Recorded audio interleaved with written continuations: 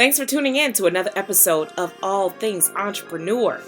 We are a group of entrepreneurs who all got our start in real estate wholesaling and parlayed that success into multi-million-dollar business. It's your girl, it's Jessica Myers, the deal maker. Hey, what's up? It's your girl Mo Hustle, the she builder. Hey, what's going on, everybody? Hey, it's the Grand Guy, the influencer. I am Superstar Shauna with DC on John. And together we are Flippin' Love. Hey, what's up, y'all? This is your boy Errol J. Allen. It's time to get ate. All things entrepreneur. It gets tough, but you gotta stick to it. Nah, don't talk about it. Thanks for tuning in for another episode. Y'all, we gotta toast it up. For one, we are on site today at my girl Mo's.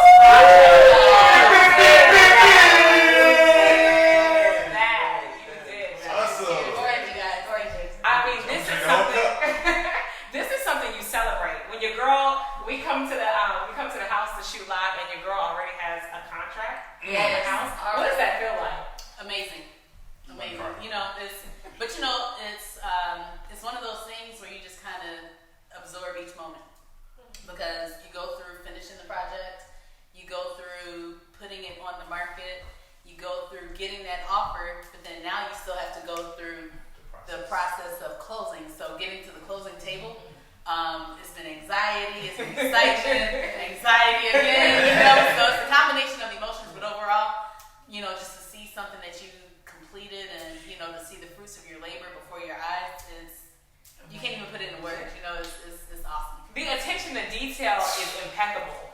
Like, how did you get contractors that actually follow through? Like, what was that process like?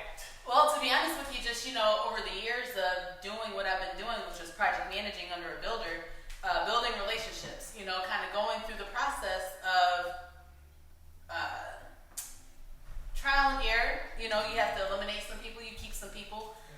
But at the same time, it's just like when you take care of your people, this is what I stand on. You take care of your people, they'll take care of you. Mm-hmm. And when they come in here and they pay attention to detail as if it were their own, like they took pride in the project themselves. Mm-hmm. So, it's teamwork. We have the vision, but we need them to do the quality job. So it's just kind of one of those things. And I'll tell anybody, my dad always told me, anything that you want to do, if you don't have experience in it, go get experience in that field first. If you want to be a bartender or open a bar, but you've never owned a bar or worked in a bar, go get that experience, and get your feet wet, and then get into the business. So what were you gonna say? What would you say was the biggest hurdle to get from idea to now concept reality? Idea as far as the build? It was just being plans. It was literally just a lot, and now here it is. Well, really going through every step with each party. So, from meeting with the architect and talking about design ideas, things like that. But I don't think further beyond where I currently am. So even throughout the process, people are like, "Oh, well, what color paint are you going to do?" I don't know. The walls aren't up yet. We're framing. Right. So because what happens is everybody has these ideas and says that they're going to do X, Y, Z. But then once it's actually up, then now you're changing your mind. And then you're flip-flopping and, so I did everything step by step and... Yeah. Take it. Really just freestyle. Don't try to jump over anything. Exactly. Are you getting emotional? I'm getting emotional just a little bit. So how many days was it on market? 1. Wow. But, the market is hot. No. Because everything's houses that's No. It could be priced wrong. It's a lot of things that can sell the market. That's worth celebrating. But one of the things, like you said, like your dad told you, and a lot of times in our culture, we may not value what our parents tell us about assets. It's like, hey, let me learn. They try to show you the way and tell you what things like. What do y'all think about how we view what we should have as far as assets and get into real estate and entrepreneurship? Well, I knew about assets growing up, but I also thought that assets were liabilities too. So it was a miseducation of what an asset really was or what a liability was, or even just not knowing. And then going into it, actually researching, houses and stuff like that. I'm like, oh wow, this could actually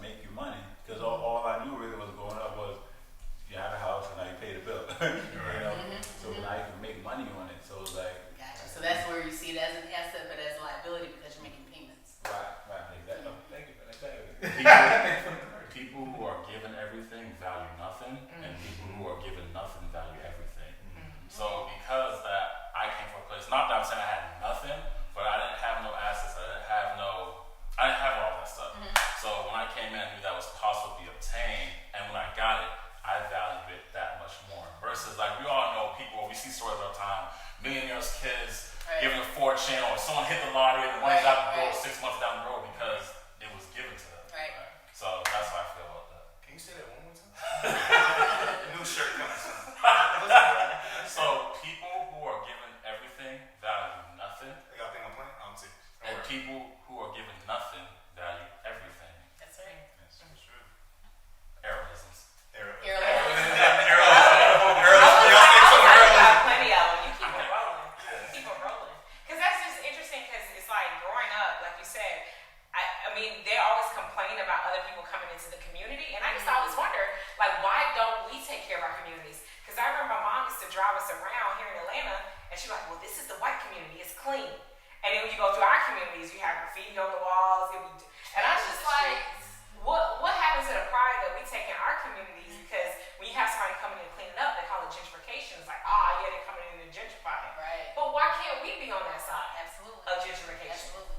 And I'm a firm believer that's why it takes us to do what we're doing. And people look at it as such a negative, you know.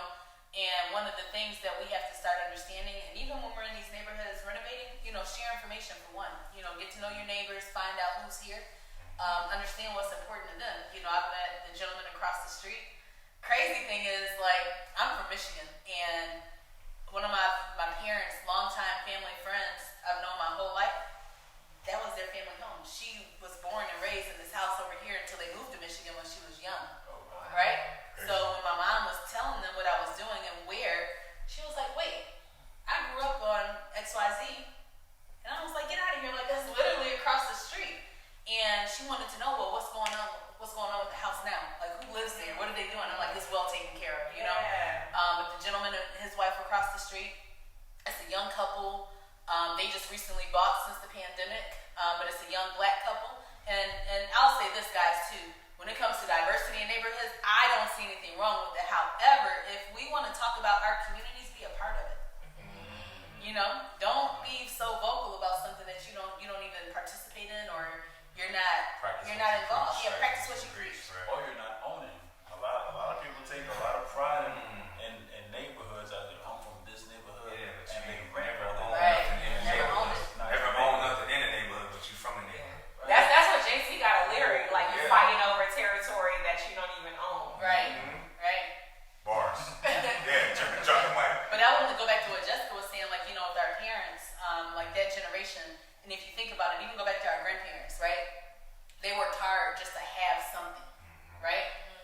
They may not have been the most educated, but they were hard workers. So they worked hard to have something. So owning a house was the most important thing, right? But teaching your children that this is an asset and I'm passing this down to you, I think that's where the gap is. So what happens is, as people pass away and family members inherit these properties, they get behind on taxes. They're not keeping up on, you know, utilities, whatever the case may be. All these liens start getting slapped on the house. It's more than they can handle. Or they just sell the house, not even knowing the value of the house, and they just sell it for nothing. Money. But for nothing, for little to nothing, because you don't know the value, you don't know nothing about But to it. them, it's money, though. Yeah, to them it's like, oh, Right. 50,000. No, 50,000. Oh, I get 50,000. I don't gotta pay taxes. This and that. Not even knowing the value of the home, Because it was not even in the, your grandparents or whoever, you know, worked hard for that house. They worked for that house. They put in blood, sweat, and tears, and you grew up in that house. Now you give the house away because it's old, it's outdated. But the thing is the lack of the transfer of knowledge. You know, so the grandparents that worked so hard for the house, unfortunately, they didn't pass the education down to the They weren't educated to pass it down. Exactly. Grandkids. Yeah, but that's a fact. Yeah. What to do with a house? There's some houses that we bought where, like, there's 9 kids, nobody even knew there were taxes to be Right. paid. Like, oh no, it's been paid off. Yeah, great, but what about Uncle Sam? Like, Right. Oh no, it's been paid. Right. Until no, we got to do a little more research. Like, you think it's been paid, let's go run the title on it and find out what's really on this house, because everybody's, I don't owe any taxes, I don't owe any no liens on the house. Okay, well, let's run the title and see, because until the title comes back, that tells everything. Right. A lot of people I don't- think, I'm sorry, I No, think you that the next generation is going to be a whole lot different because Yes. it's stuff like this right now where people are learning and have Educated. platforms to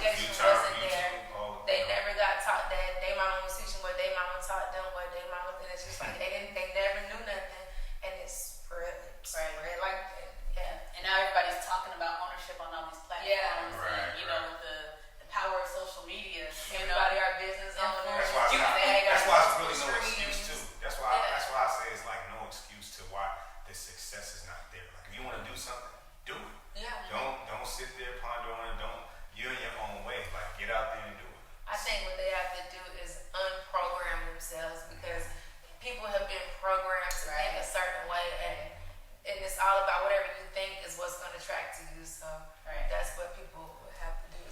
So big question alert. What you guys think about, because I think social media is actually going to bring the downfall of college and the formal institution of learning. Oh, downfall. Agree. Okay. College, yeah. So, I was like, oh, wait.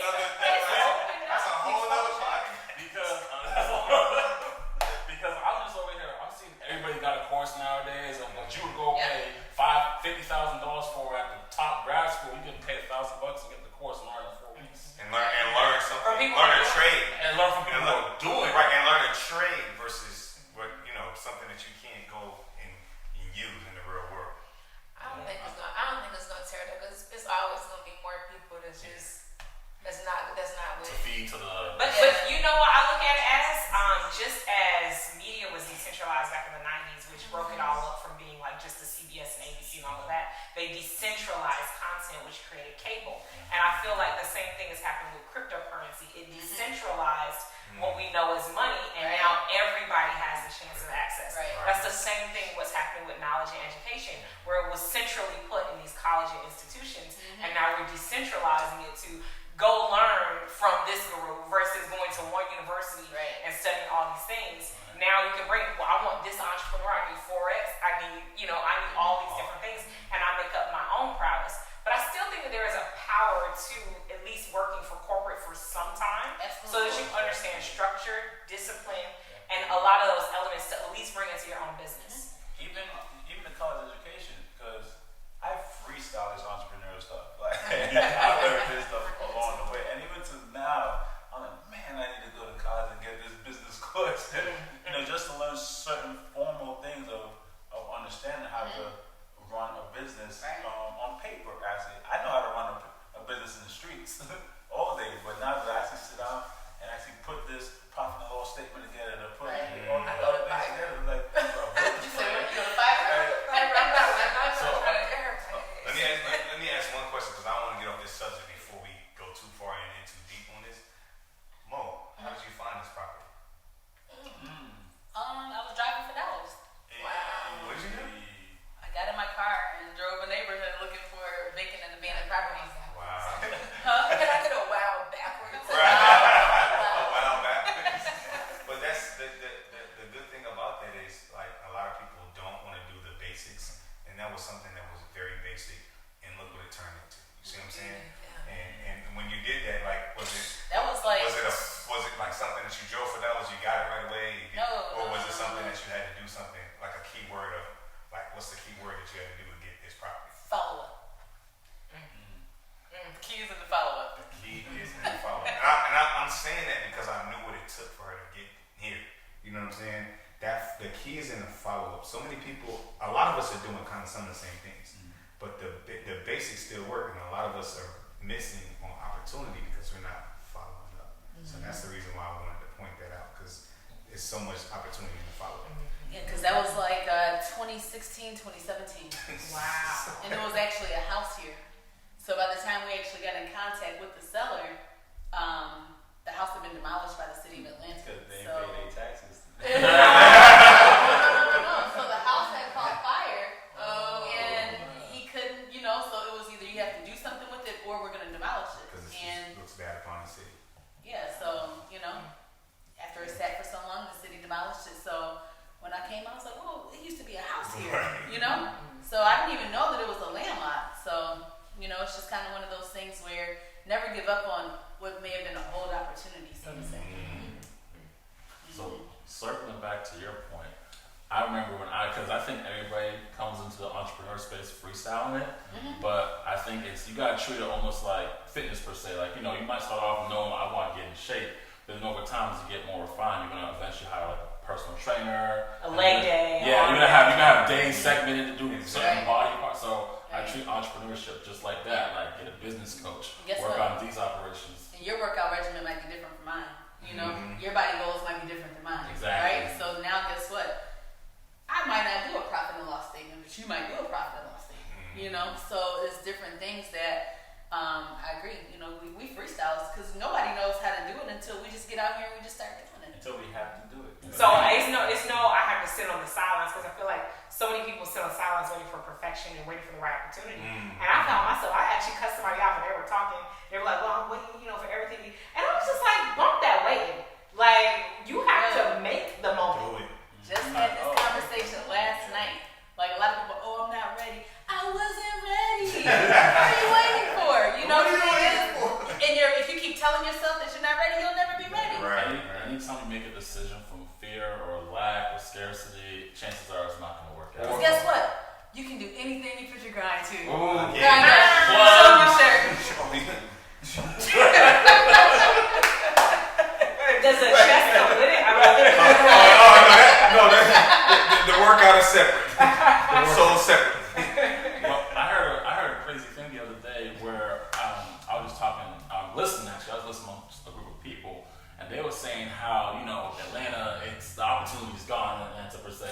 Now you got to go to like North Carolina or Texas. That's where the new opportunities are at. Okay, let them go. Go ahead. You gonna say right Atlanta. I don't know where you go with that. Right. You can't win here. You can't win anywhere. I mean, I do understand, there is an element of timing in certain things, but do you guys believe that the ship has sailed in this market? I believe people, like I said earlier, people get in their own way, and they think that like opportunity. Oh, it's opportunity over here. Let me go over here. Well, you're gonna be doing that for the rest of your life, right? That's something that you're gonna keep doing. Traveling state to state, saying I'm gonna start here, I'm gonna start here, right? Well, it's 50 states. Let's go back to our neighborhoods, right? Why have people other than our people start moving in this neighborhood 5 to 10 years ago? Because they knew what was coming. Boom. So guess what they did? They were ahead of the curve. Right? So if you know better, you what? Do better. But I think people are saying that because they get lazy. Because when I ask people, where'd you go looking for a deal? You said you found this deal through Drive for Dollars. Most people that I talk to, they say, oh, my agent said there's nothing out there. Wait, you're looking for a property as a flipper and you're solely relying on your agent? I would have at least tapped in. If I didn't go out and drive, let me tap in with somebody who will. Because if you're not finding something off market, of course you don't see nothing. Prime example, right? This guy right here got a property in Pittsburgh, right? He's like, hey, he put it out there. I saw it. I was like, you know what? I need to move fast. Hey, Earl, I want the lot, right? Went, drove by, looked at it. Me and him did a little video chat, and I was like, look, is this the lot right here? He's like, yes, this is the lot. He gave me all the, the dimensions and whatnot, and I was like, let's move forward. So we're looking at closing that lot this week. This week? Group economics. Who do business? Group economics. That's what's about. Literal. But like you said, because I reached out to him, I saw that. I reached out to him. Guess what? That's keeping it in the circle. Guess what? Everybody eats. You know what I'm saying? That's the end goal for everybody to eat. What were you going to say? Go ahead, sir. And the advice from the agent that they got, the agent probably have never bought or flipped the house for the most part. So real quick, gotta say something about that. And this is no disrespect to any working agent, but the agents that don't put the work in, like you can't be mad at any individual that's outworking you, especially if you got more tools than the individual. Yeah. You got MLS, you got relationships, you got all types of things that we may not have. But I'm married to my agent, but we might not be able to have those access to certain things. So if we outworking you, there's no reason for you to feel any type of threat, any way. You should be like, well, dang, okay. Well, you know what? I'm just gonna call you when I need deals. Right. That's how it should work. But I guess people outside of real estate don't know to call a wholesaler. Like before y'all got real estate, did y'all know what wholesaling was? No. Like you said, somebody had to tell you. I went to a conference. I learned from Instagram, social media. Yep, social media. I learned from the individual that I end up being my mentor, but I only learned about it because he, that's just all he does. But I went to him asking for money because I was told that man has money. So I was trying to buy some multifamily homes, and somebody told me, yeah, that's the guy. Money. That's the guy. So I went with MLS listings. So you went with listings like, hey man, I want these. Yeah, I want this. I want like, man, what you doing? Like he probably was like, what you doing? But one of them, he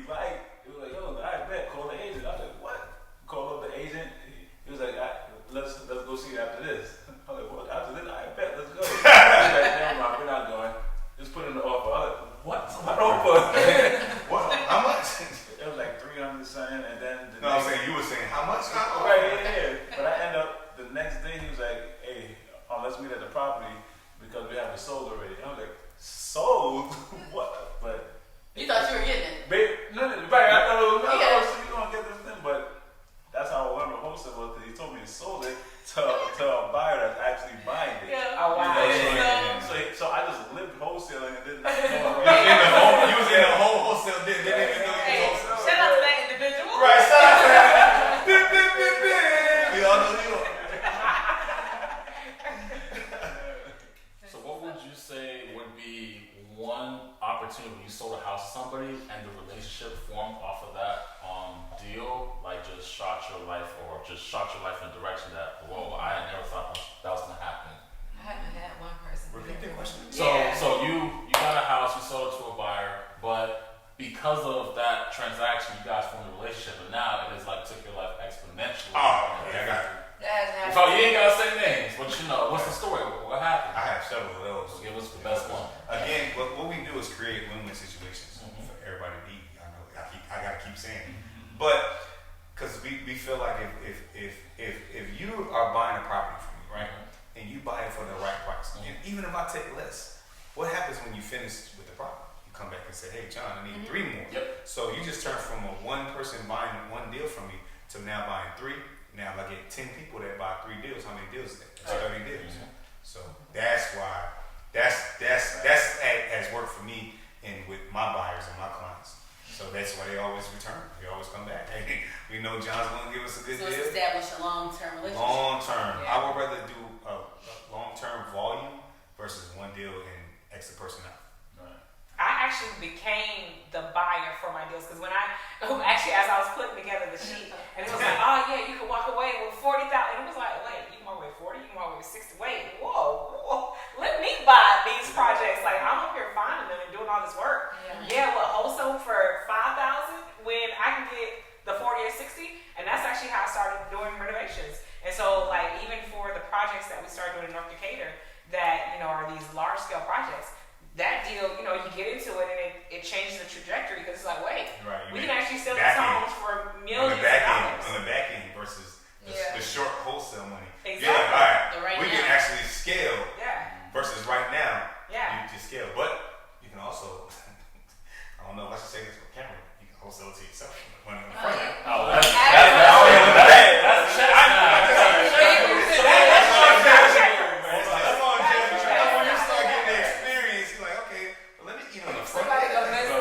If you don't find it on Google, we all have a course. Stay tuned. If you run from the work, you might as well hide from the money. It's coming on the show. But so also too, I wanted to say this because I know we're in the area where you had actually flipped the house. Oh yeah. Yeah, you remember that? Yeah, that was back in 2016, 2017. I actually That's your saw, first project? No, Okay. that wasn't. I actually saw a property that one of your mentors did over here on the corner up here. And that's what attracted me to the area because I like once you put your footprint, it's like, oh, that's when you start canvassing the entire area. It's crazy because that property is how I met her mentor. Oh. And that's where he took me to and introduced me to him there, and that's how you got up under him to start project management. And doing construction, so it all came full circle. Yeah. Everything good. And that's what it's like collaboration. Collaboration all day. Yeah. That's the only way, I get into bigger and bigger deals through collaborating more and more people, bringing more and more people along. However, that deal was, tell you about that, that deal was about to go left. I know you had the deal, but somebody else was trying to sell the deal. That's how I met him. So, so stay tuned. Wait, so 2 people would have walked. But if you don't, but this is what happens when you don't move. You guys probably move with expectation. The other individuals dragging their feet. So when they were dragging their feet, that's how I got in contact with him because he's like, it's under contract, but the other person's still trying to market the property because it's not closed yet. You know how that goes. But you guys had moving intent. Like I was already ready to go when I met him, because we were going to buy the property. So that's how that worked out. It's interesting.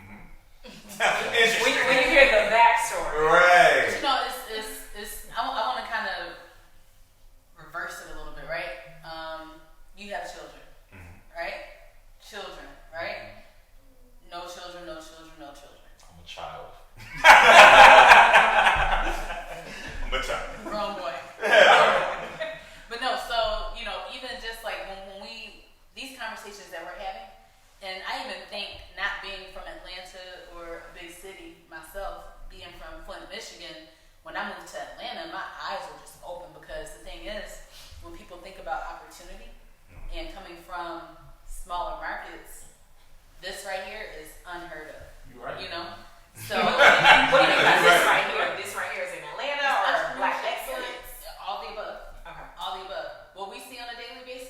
my parents come down here, they're just in awe. My mom is just like, oh my God, there's so many, I've never seen so many black people doing so young doing so well and so young, you know? And for my parents, they couldn't see it, you know? And I know you were saying before, Errol, in the previous episode, I think your parents didn't know what you were doing. Nope. When you retired from school. Yep. They did not know. Right? They didn't know you had retired. I remember that. I remember you were just like, they would see stuff coming to mail. You like, thanks, Kate. Did you get the what the hell you doing? Boy, you get one of those. So to quickly summarize, when I bought my first car after I retired my 2002 Saturn View, because that went on to the next life. So I bought my next car after that, and I put it in the driveway, and I was still with my dad at the time. So I'm, walking upstairs to my room. My dad's looking out the blinds. He's like, "Son," I'm like, "Yeah." He's like, "What happened to the other car?" I'm like, "What you mean?" He's like, "Whose car that dropped?" I'm like, "That's my car." He's like, "Your car?" I'm like, "You rented that?" I'm like, "I bought it." So you were still living at home? I was still living with my dad. my first full year of real estate, I was still living with my dad. I was stacking up quietly. No way. Nice. No way. I bet the only person who knew was my best friend. So they thought your dad thought you were going to school every day. No, my dad just thought I was just doing whatever. I just put in the work. So I'm just putting in work. Yeah, I put in work. Right. You used to have out here in these streets. But you used to have a t-shirt business. So yes, I did. You had other businesses. Yeah, Legacy Over Currency. That's my Legacy Over Currency property. I got a whole I didn't know that. Yeah, so Legacy Over Currency started off as a t-shirt brand. Then I started Legacy Over Currency property as my Legacy Over Currency has always been. Yeah, it's always been. It's like he branded himself. Right. So I'm sticking with it. Right. He never left and changed names. Legacy Over Currency Autos. I got several businesses. Yeah. Under the same umbrella. All Legacy Over Under the Currency. same umbrella. Yes. That's another. Yeah, we're gonna talk about that another time. Wow. But just to go back, when it comes to being from these smaller markets, you go to college. You graduate from high school, you go to college. A lot of people that I know, well, everybody in my circle at home, when we went off to college, and I'll say this, I know people that went to HBCUs. I went to Michigan State, go green, go white. But regardless of the university, we're 7-0 by the way right now too. But the thing is like you go to school, and then once you go to school and graduate, then you go get a corporate position, or you go into this industry, whatever it is that you go into. But people that may have moved out to LA, people that may have moved to New York, people that may have moved to Texas, people that may have moved to Atlanta, people that are like literally at home, it's like you have a job. You know what I mean? So even just grasping the concept of this is so far-fetched from so many people. You know what I mean? So for me, it's just like, I feel like if I would have grown up here, oh man, shit, I would have been popping. You know? But it's what you're exposed to. You know what I mean? So it's just like, it's so... Yeah, because somebody asked me the other day, and it was like, what did it mean? Because I grew up in Atlanta. And you did? What part? College Park. Oh yeah, And Adamsville too. I grew up down the street. Adamsville is that way. I grew up on Cascade. But somebody asked me the other day, they was like, what was the significance of growing up in Atlanta? And I was like, I've never actually thought about that. But it was so easy for me. She started smiling right away. Because I know what it was to me. Yeah. The other person. But it was so easy to touch black excellence. Yeah, I didn't know that this wasn't normal. Honestly, I didn't know that this was not normal because this is what I knew. College Park. I'm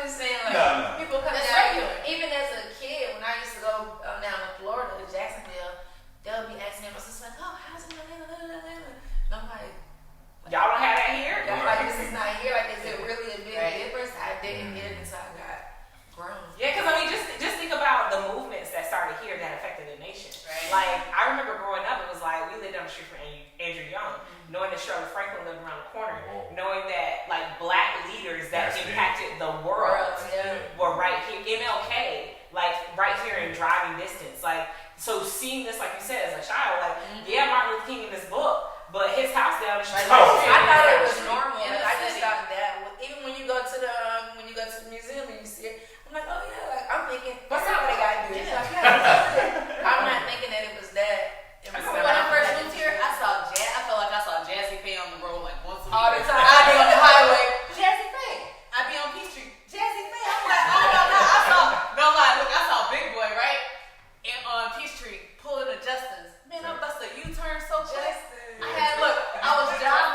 hadn't even been here. I don't even think I'd been here like 6 months, right? I had my resume in the car because I was still trying to, like, I came down here and just was working a job just to get here, have a job, to pay bills. But I wanted to get in the industry, so I was like, when I saw Big Boy pull in the parking lot, I pulled up my resume. I was like, hey, Big Boy, I graduated from Michigan State. My name is Monique Williams. This is my resume. This is what I do, but this is my passion. You know, he was like, all right, keep doing what you're doing. You know what I'm saying? And kind of pulled me off. Man, my heart was beating so bad, but everybody's just like, oh man, you know, people around me, oh, that's nothing, you know. But to me, it's just like, oh my God, you know. But now that I've been here for so long, it's nothing to see, like you were saying, whoever. But what that means to the fact that you can do it, because even when we bought the hotel, you know, to me it was just about making the deal happen, right? But the outpour from the community, like, I was in Dubai. There was a girl we met from the States. And, you know, she was asking, what do we do? What were we there for? You know, we was like, oh yeah, we all real estate, whatever. And I was like, well, yeah, we about to get some more hotels. It's like, I was reading about some girls in Georgia that purchased a hotel. He's like, that's me. And I was like, and just the fact that that outreach went beyond, like, we're in Dubai, connecting with somebody. She was like, toast that. Yeah, toast to that. Cheers. Hey, what happens when your company do that? But just understanding that it's beyond you. That's the whole legacy over currency. And that's going back to, like y'all were talking about earlier, that this generation will see something different. They see, I didn't even think about, it didn't even hit my scope of owning a hotel. But now to know that kids can look up to, I want to be like that. It's like, wow. Yep. And I think it's important to even just, you know, what we know here, it's important to go share that with other communities. Oh, most definitely. I always think about what I can take back home. You know, so it's just like one of those things where we have to think beyond just where we are physically. Yeah, you know, when them articles come out, you know what I'm saying? Articles, people are like, yeah, that's her right there. Yeah. That's her. Oh, when that article will hustle come out, they're like, oh, that's her right there. You know what I'm saying? But that's the inspiration. That's it goes. That's where it goes beyond you, though. It tells the story. Because, well, my background was media. That's what I did corporate before I got into the space. So I think that's why I just was like, no, that was good. Like, that's what you do. But that was good because it shined a light on you. Yeah. And then like you might go somewhere and people be like, that's her.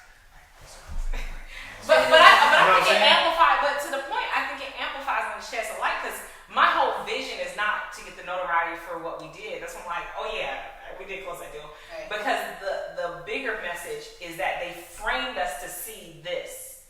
And that's not, our community outside of this is not looking at the same framework. Exactly. They're feeding us. Right. They're feeding us this framework to be an employee, to go work, to climb the corporate ladder. That's what they're feeding us. But that's not what they live by.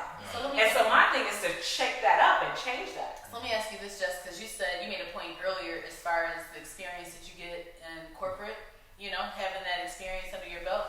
And I think for all of us, you know, I don't know if you ever had a job, but a job.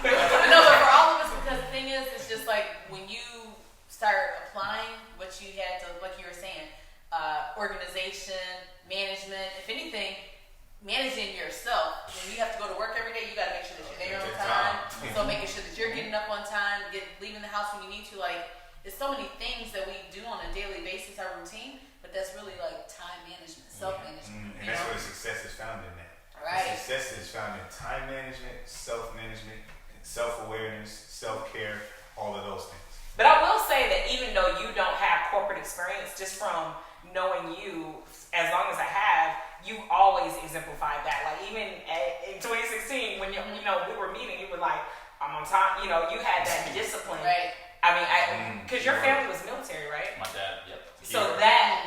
So I feel that's what I was getting to about the corporate. I feel like a lot of people. I know for me, I didn't grow up in discipline, so I needed some structure. I needed, So let me pass some of this over to you. I was like, you had discipline. Yeah.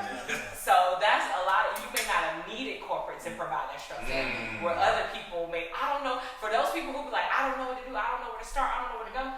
You need to go to corporate to get discipline because you're gonna try to do this on your own, and by 4th, 5th day, you're gonna be like. I remember when I started, everybody, because I didn't have any structure growing up, I was like, again, on the other episode, y'all saw I was a little like bad, like, knucklehead, whatever. But I didn't have the structure, so everybody was worried. They were like, all right, he getting ready to do some more bad stuff. Like, cause I didn't have the structure coming in, but again, I had a daughter right out of high school, so it was like, either I gotta make something happen the right way, because I'm gonna be the leading example. Like, so that changed the whole scope for me. Like, I immediately, like, everything that I wanted, it was immediately no longer about me. I try to do anything and everything to be that example. So that was my discipline. It's funny, when you said knucklehead, I literally just remember something my dad said, knuckleheads get knuckles to the head. You're doing a lot of that too. I don't think I was a knucklehead, and I got knuckles to the head. But for y'all, so let's take it back to the journey, the beginning stages of you getting into the entrepreneur space. I saw this post on Instagram, I want to ask it. Would y'all, again, to start off in the entrepreneur space, go for a job that's giving you $120,000 per year, or get a business that's bringing you $60,000 a year? What would y'all do? I mean, I feel like that's an open book test, like, because we know. I feel like we all. Yeah, we all know. I'm saying taking it back to the beginning days. You can't answer that. Then, like, when I saw the post, I just went by it because I was like, I can't answer. So you saying, like, when I was fresh out of college and I had that opportunity? Because of what you know, you can't answer. That's for me. Oh, so you're saying because the knowledge base, That's all Yeah, you because know. I'm saying, it's almost like you're making a decision based off, I know what the course provides. Duh. Out of college, if those were my options, based on benefits and things like that, I would have taken the $120,000 position. I would have took the business every day of my life.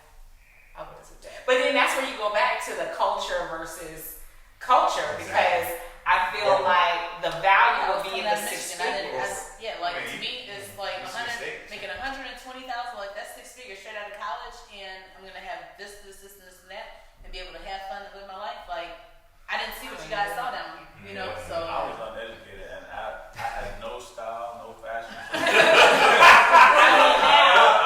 So what happened was, what happened was. I had my first job, I wilded out.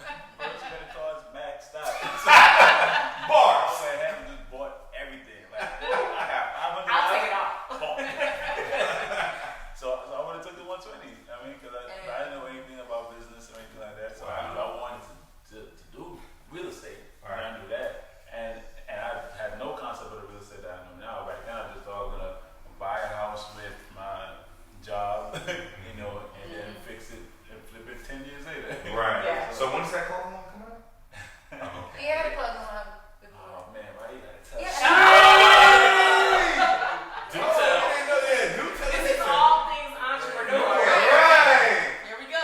Yeah, so my first business with my closest friends from grade school. In college we started this clothing line called Elite New York. Nah, I think not called Elite Clothing Line. And our purpose of doing the line is just we're guys. We just wanted to put clothes on women. Go from college to college just to do fashion shows, but it turned into an actual line. So. It sounded like it was a good time going from putting clothes on women from college to college to college. School to school to school. I'm a guy, so I'm a guy. Sounds like you had a lot of fun. I mean, we couldn't not go to these shows and not wear our own line, so then we started making, guys' clothes for us to wear, so we just started selling. I did a tour from New York down to Florida. Oh, wow. Wow, okay. All All things entrepreneur. Shaki said you were taking the business. Yeah, I would have took the business. This cup empty. From the bottom to the top to the bottom. It's like, no. No, I would have took the business. Just because all my life I always knew I was gonna be a billionaire. Like I don't know why I got this in my head. I mean, maybe That's something good. I'm supposed Being to from do. Atlanta. But my family is not like that, so I didn't I didn't see billionaires. I'm millionaires, or even six figures. I didn't see that, but I knew that I wanted to. make it happen. Like I always know I was gonna own a business. I was gonna do something like that. So I would have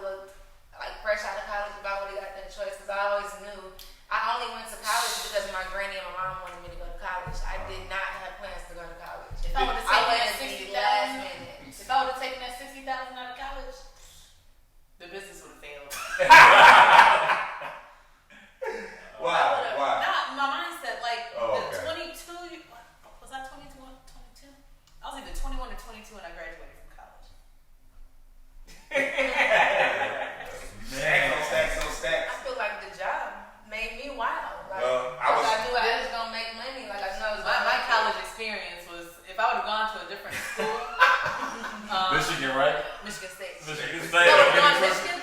Huh? If I would have gone to Michigan? No, I was just saying. Oh, no. All my 4 years at Michigan State was just like, whew. From the start to the end. But being an entrepreneur, so I was 19 when I closed my first deal. So like she's saying, I had access to all this money coming in. I'm wilding out. I'm in Atlanta when Atlanta was Atlanta, so I'm wilding out Monday through Sunday. Welcome to Atlanta where the players play. I was in Atlanta playing with the players. You know what I'm saying? So I know exactly what she's saying that she would have failed because I failed several times over and over and over. But 60,000 is just 60,000 is 925. So you was making way more than 60,000. Yeah, I was. So but I was living like. You're not gonna be able to. I mean, even 125, you was making way more than 125. Yeah, but I was living that life. So I was living the life of an athlete. The irresponsibility. The irresponsibility. As far as like, would you have been responsible with that opportunity? I think that even because when going to a job, Shauna, even though it's $120,000 a year, you're still getting a paycheck. You're not getting all of 120 at one time. They would say, here's 60,000, go start this business. But you know what? I may not have because I may have looked at that opportunity as like. Yes, I don't know. Because I did. I had things that I wanted to do. Like, I never wanted to have a job either. I was running it up. Magic City Monday. Shout out to Magic City. First big real estate check.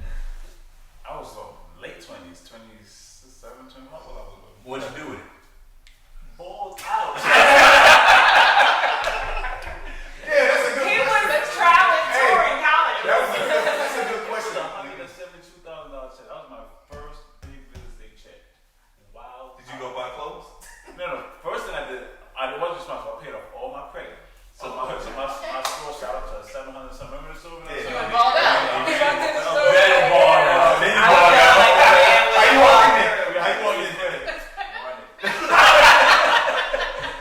Run it. That's how you feel.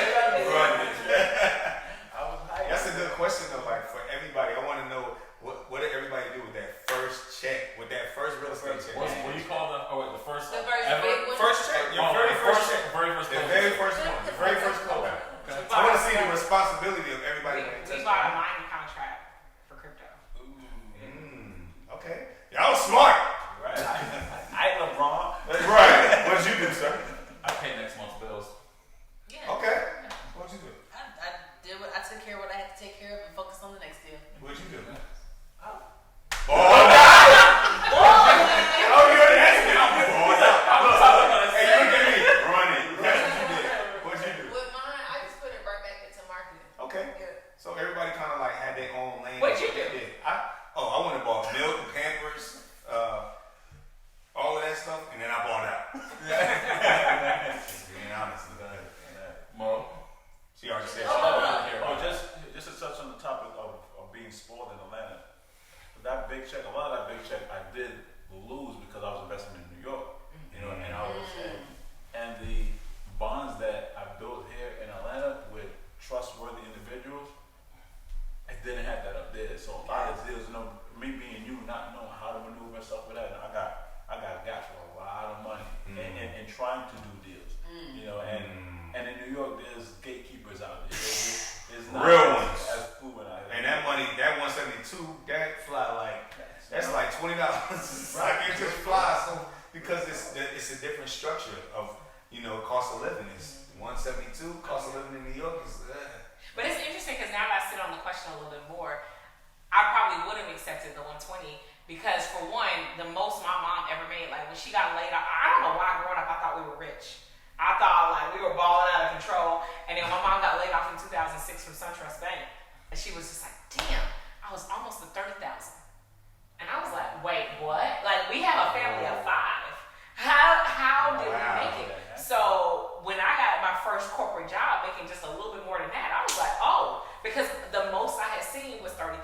So you just did better than what your mom did. Exactly. That's all you want to do. You want to fill that void right there. Like, okay, I filled that shoe. I'm good. Exactly. That's it. So I thought I was good. So, and I always looked at entrepreneurship like, I remember my dad, he worked with this lady who worked with small businesses, and they were always broke. She was always discounting her services, because she's like, yeah, entrepreneurs don't have money. And it was always like, entrepreneurs are so hard. And even though I had a hustle, my dad used to be like, you are an entrepreneur. And I was like, because everything I know about entrepreneurship is just struggling, hard. And I was like, why would I want that when I'm balling with a job making more than my mom? Which She ever is. made. I want everybody to really take, don't think like this is like overnight. Don't think that we don't work hard. We got to work even harder because we're not corporate. There's no guaranteed check coming next week. The only check coming next week is when you do the check. So you got to put the work in. So it is hard. It ain't easy. Ain't nobody, I don't know for y'all, but it didn't come easy for me. I will say this, it's all about your mindset too. Yeah. And it's not necessarily that hard after you get disciplined, after you do something in routine, and it just start coming natural. So now it's not really hard no more. And I think a lot of people like to go back on what you said, like you saw people saying they are entrepreneur, they saying this, oh, it's hard, we ain't got this.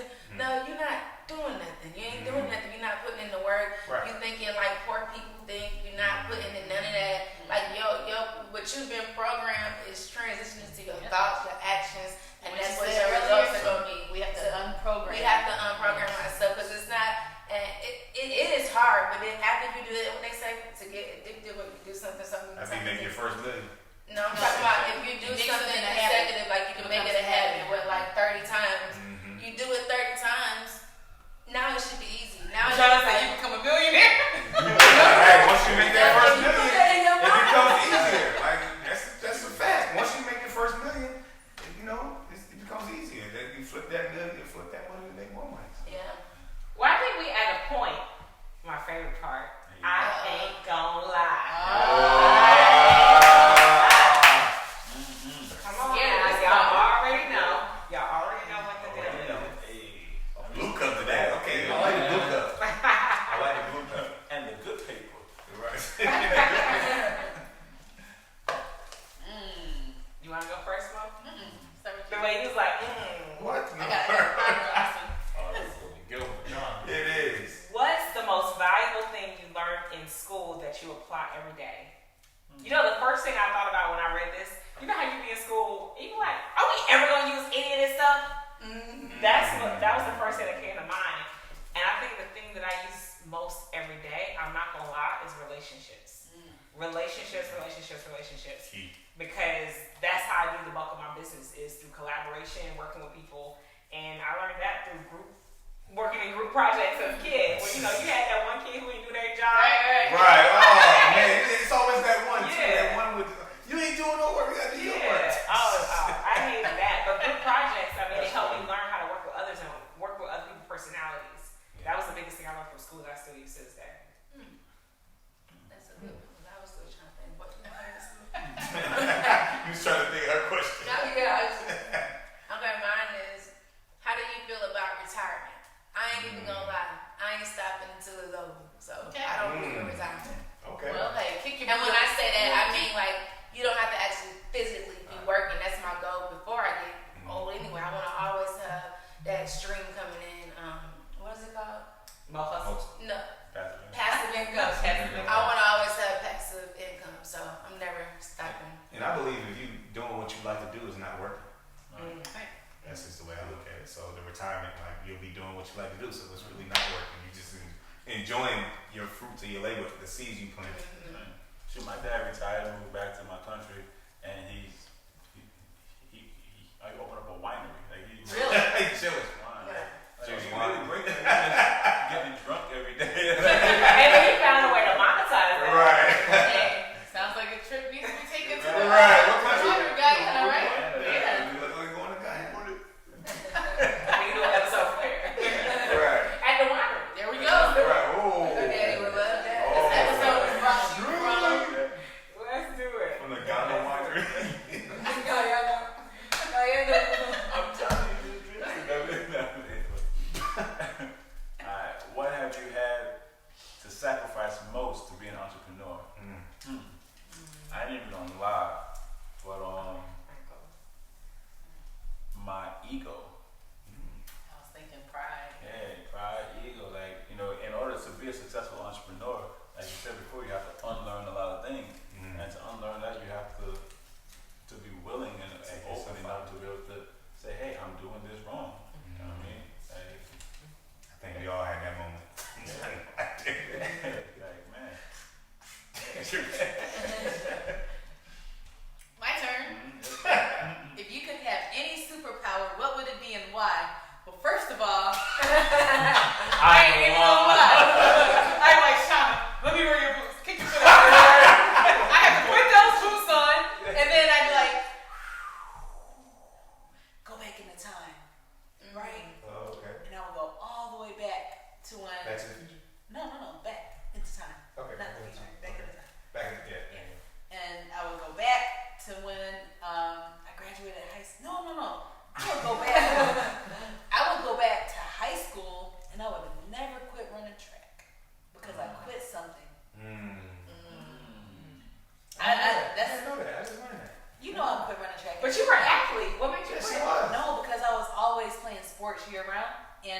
senior year, like I was off state in track for my freshman year in high school.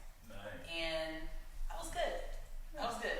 And my relay teams, everybody was always like older than me. So I'm a freshman and I'm the tail leg, the fourth leg, but everybody else is like senior, sophomore, junior, whatever. So when I got to my senior year, we didn't have a strong track team. It was a lot of pressure, and it was like, all the senior activities are going on, and I can't participate in any. I always missed out on everything because I was always playing sports. Oh, that was that was set up, right? Oh, okay. That was But set I up for quit. the parents. Huh? Like a lot of people, like a lot of kids' parents growing up, they try to put them in a lot of things and keep No, them. I wanted to. Oh, you wanted? Okay. No. I wanted to play. Like I loved, but that's how I was in my neighborhood growing up. Like I was always outside. Outside. But that's the one time in life that I quit. Something that I was good at. Wow. And I regret that because I know that I would have, and it was bad. Like I told my coach, I pulled an Allen Iverson, I'll come to practice when I want to. Whoa. I'll show up at every track meet, but I wanted to do what everybody else, because I felt like I was missing out on something. And I know that if I would have continued to run, I would have been able to accept a scholarship. I would have probably been able to travel the world running track, but our freshman year in college, it was ridiculous. Like my friends, all of our parents, it was like, if you guys do not straighten up, like you're not going back to Michigan State, because our grades like went in a descending order. Like all my friends, you know who you are. We all, but it was one of those experiences where I think if I would have had a different college experience, my adult life would have probably started on a different track. So, to answer the question, I would put on Shauna's boots and go back in the shower. And I would have ran, I would have done what I needed to do that senior year and never quit what I started. Shout out to Shauna's boots. They are cute. I've never quit anything since. Man, I ain't even gonna lie, man. Like when I was growing up, I thought I was Bobby Brown, right? So I used to have the Gumby. I used to have all the Gumbies and all that. So I ain't even gonna lie, man. What is your favorite go-to karaoke song? Bobby Brown. Any Bobby Brown song. Anybody. I knew all. Yo, I got videos. Like I got VHS. Take y'all back in time. Luckily, we had social media. Oh yeah. Of me. At that time I had knees. I got to do all the dance moves. So that's what I was doing, man. I was like we had family gatherings, or my parents took me to a party, and they're like, go. I'm in the middle of the floor doing my thing. So You were just doing that not too long ago. I really was. Yeah. Yes. To this day, you guys just I knocked still. that out. If you was at Mo Hustle's event, her party, you would have caught all of us out there. I know, hence why I couldn't make the other parties. So, if you keep failing, when should you give up? Wait, say it again. If you keep failing, when should you give up? When you die. Oh, and he said that with Steve Jobs' death stare. Hey, I'm done. Get rich and die trying.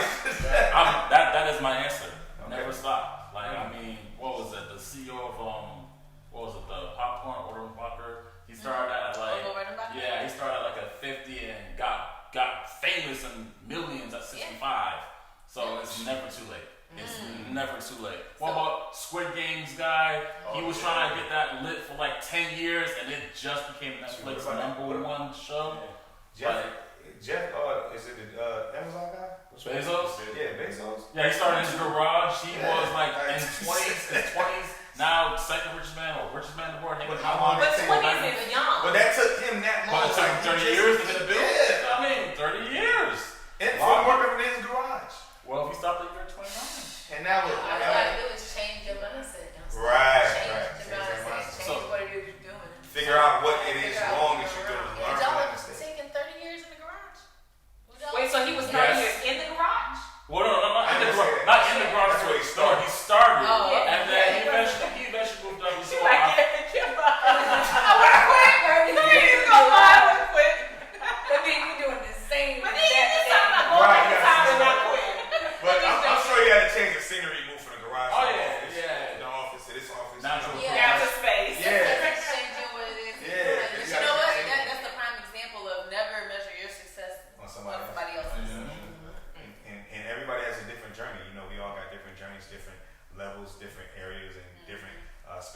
expertise, different niches. So that's why we are successful in our own different spaces. I know we're closing this episode out, but I just have a question for those with children. Like, what are you all doing to pass down the knowledge, so that you're teaching your children maybe what you didn't get when it comes to understanding assets and valuing the things that we value that, wasn't norm to our parents or grandparents? Man, I've been pointing to my daughter from day one.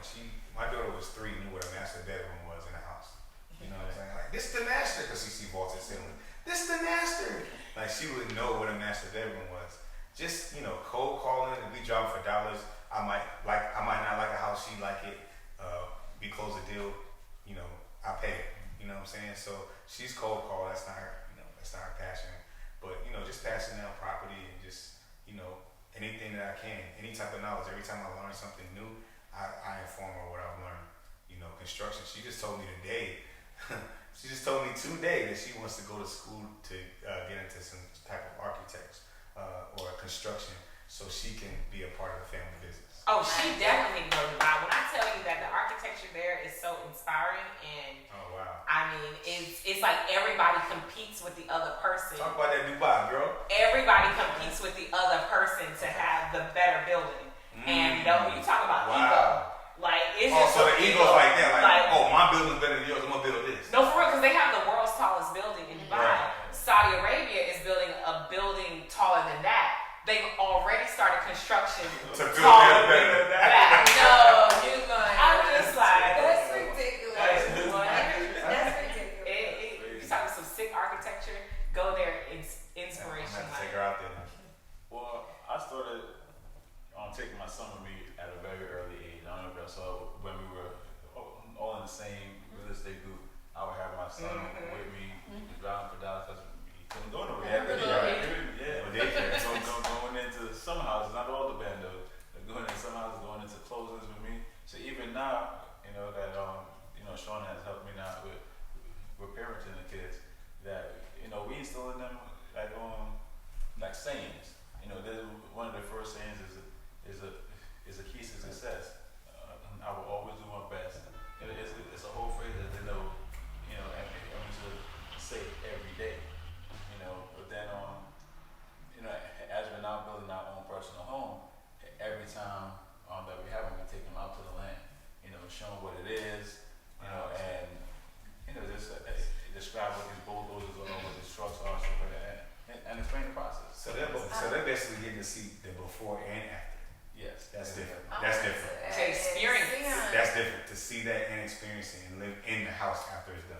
Sion charges kids. He's teaching them the value of money. So wait. Sion, so they be like, how old are they? They're 4 and 5. So we had this idea, like, to teach the kids, like, how money works. They be like, yeah, Daddy and Shauna, they work and they make money. They were sending us about money. So Sion was like, well, if you want this, you got to pay me. And she was like, I don't have no money. Daddy, give me some money. So he started making them do chores and he paid them. And then the girl, she did all the money. She worked them, and then he'd be like, if they want a treat or something, they have to pay for it. So they see now, I have to work to get money. Everything is not just going to be like it. But it's so hilarious because it's in action. One day, and the way they internalize it. Yes. One day they didn't have any more money, and my money was on the table. They said, "Oh, I have money now." But wait, do you pay them good wage? Because my grandma said I was in a whole yard, half an acre of land for $1.50. No, $1.50. That was the full price. That was the whole Today's price ain't yesterday's price. Yesterday's prices are not today's prices. Ask Mo Hustle. I was like, coming from a military background, what are you most grateful for that your parents instilled in you? Discipline, self-discipline. I don't see that. Yep, that's pretty much it. That's helped me in all facets, in all areas of life. My dad was a 3rd-degree black belt. Half our older brothers, everybody was in there doing taekwondo. It was a crazy, different type of household. So we all grew up in the same household. Well, I mean, we certainly learned a lot today. We had a lot of discussion, broke down a lot of elements and a lot of of layers for our community, what it means to have assets, and how we can carry it on. Thanks so much for tuning in to another episode of All Things Entrepreneur. You just got 8. Team, tell them how to find you. Hit me up on Instagram at It's Jessica Myers. I am Superstar Shauna with DC on John. And together we are Flippin' Love. You can follow me on Instagram at mohustle_810. You can follow me at The Real Grind Guy on Instagram. You can find me on all social media outlets at Errol J. Allen. Be sure to subscribe on our YouTube channel at 8.experience. They was all skipping class. You graduated to a boss and they didn't pass. Ain't no such thing as losses, only lessons. Break bread, don't block your blessings. Get the money, but you know what's even more precious? Time. Nah, don't talk about it, go do it.